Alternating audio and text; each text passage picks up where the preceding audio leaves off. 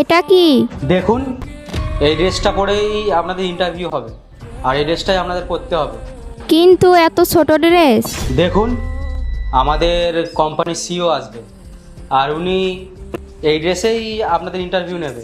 আর আপনাদের এই কারণেই এই ড্রেসগুলো পরতে হবে, কারণ ওনাকে আপনাদের ইমপ্রেস করতে হবে।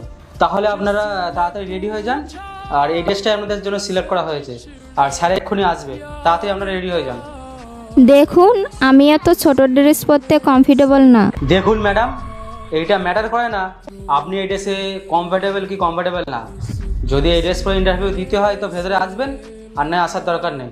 ঠিক আছে, তাড়াতাড়ি আসুন। তুমি কোথায় যাচ্ছ? চেঞ্জ করতে। তুমি ইন্টারভিউর জন্য এই ড্রেস পরবে? আরে এই ড্রেসগুলো তো এত ছোট, আর এই রকম ভাবে কে ইন্টারভিউ নেয়? তুমি কি অশিক্ষিত নাকি? আসলে না, ভুলটা তোমার না, তোমার মতো গাইয়া মেরা না এইরকমই হয়। আর তুমি মনে হয় জানো না, এত বড় কোম্পানিতে জব পেতে গেলে না বসকে খুশি করতে হয়, আর নিজেকে একটু এক্সপোজও করতে হয়, আর দরকার পড়লে না একটু আধটু কম্প্রোমাইজও করতে হয়।